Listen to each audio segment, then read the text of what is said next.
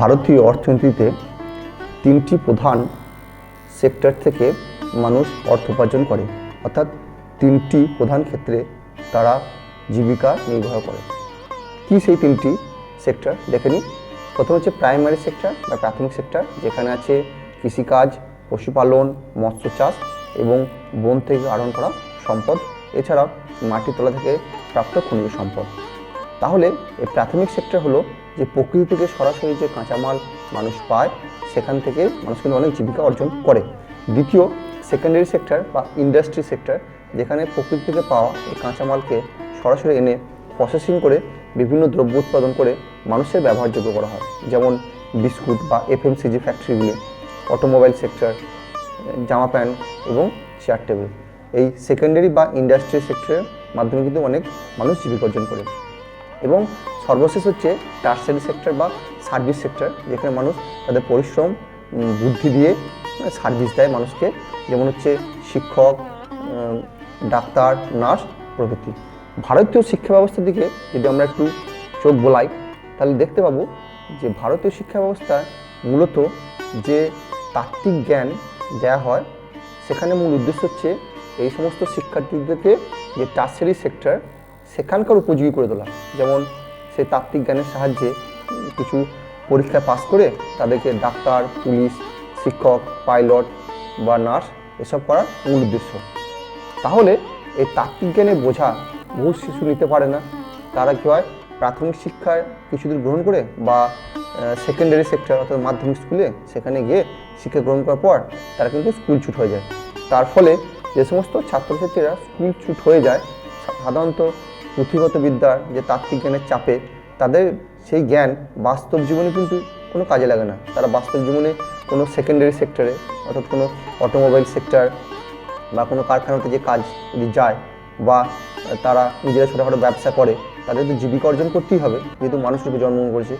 তাদের ক্ষেত্রে কিন্তু এই স্কুলের, আমাদের ভারতবর্ষের যে স্কুল ব্যবস্থা, শুধুমাত্র সার্ভিস সেক্টরের উপযোগী করা শিক্ষা ব্যবস্থা, তাদের কিন্তু বাস্তব জীবনে কোনো কাজেই লাগে না। কিন্তু আমরা একটু অন্যদিকে যদি চোখ ঘোরাই, একটু উন্নত দেশে যদি দেখি, সেখানকার যে প্রাথমিক শিক্ষা ব্যবস্থা সেটা কিন্তু সম্পূর্ণ ভিন্ন রূপ ভারতের শিক্ষা ব্যবস্থা হচ্ছে। সেখানে কি করা হয়, সে প্রাথমিক শিক্ষার মূল উদ্দেশ্য থাকে যে প্রাইমারি সেক্টর, যে প্রাথমিক সেক্টর থেকে জীবিকা অর্জন করা যায়, কৃষিকাজ, পশুপালন বা বনাঞ্চল থেকে সম্পদ আহরণ বা পশুপালন এবং যে মৎস্য চাষ। শিক্ষার্থীদের কী করা হয়, কিন্তু সরাসরি কিন্তু জ্ঞান অর্জনে তাদের সহযোগিতা করা হয়।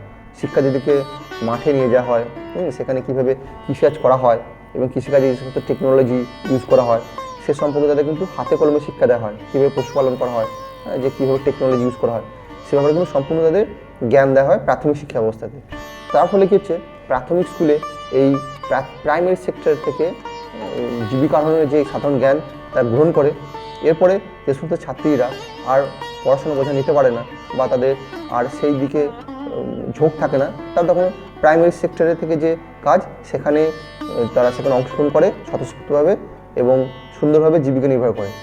দ্বিতীয়ত, যারা প্রাইমারি স্কুলে গণ্ডি পেরিয়ে সেকেন্ডারি স্কুল অর্থাৎ মাধ্যমিক লেভেল বা হায়ার সেকেন্ডারি লেভেলে ঢোকে, তাদের কী করা হয়, সেখানে তাদের সেকেন্ডারি সেক্টর অর্থাৎ ইন্ডাস্ট্রিয়াল সেক্টরের সঙ্গে কিন্তু ডাইরেক্ট যোগাযোগ করা হয়।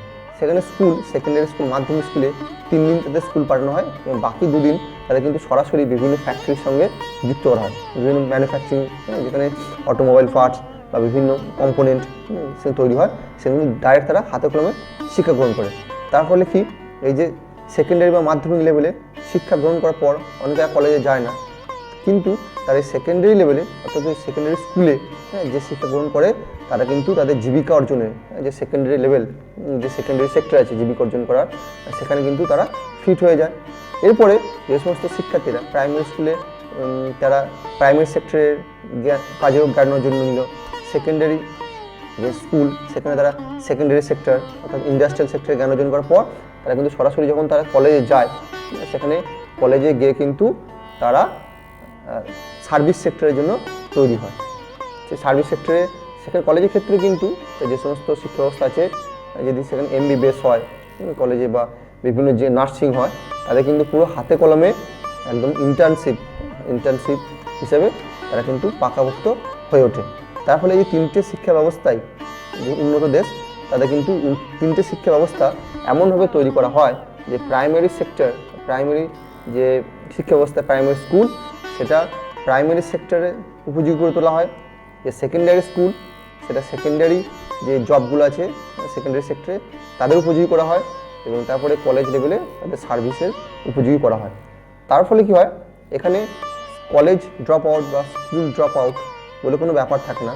তারা কিন্তু নিজের চাহিদা অনুযায়ী, নিজের যোগ্যতা অনুযায়ী তারা কিন্তু ব্যবসা বা বাণিজ্য বা শিল্প তারা কিন্তু সহজেই তৈরি করতে পারে। এই জন্য দেখা যায় যে বিদেশে এত বড় বড় এন্টারপ্রেনিয়র যারা বড় বড় শিল্পপতি তৈরি হয়, তারাও কিন্তু কলেজ ড্রপ আউট, অর্থাৎ কলেজে যায়নি, তাদের প্রয়োজন পড়েনি কলেজে যান, কারণ তারা সেকেন্ডারি লেভেলে যে শিক্ষা গ্রহণ করেছে তাদের কাজের ক্ষেত্রে উপযোগী হয়ে উঠেছে। তাহলে এই ভারতীয় শিক্ষা ব্যবস্থাকে যদি আমরা ঠিক এইভাবে বিদেশি শিক্ষা ব্যবস্থার ধাঁচে তৈরি করতে পারি, তাহলে কিন্তু আমাদের এখানেও যে বিভিন্ন জব লস বা বেকার সমস্যা, সেটা কিন্তু অনেকটা সমাধান করা যাবে।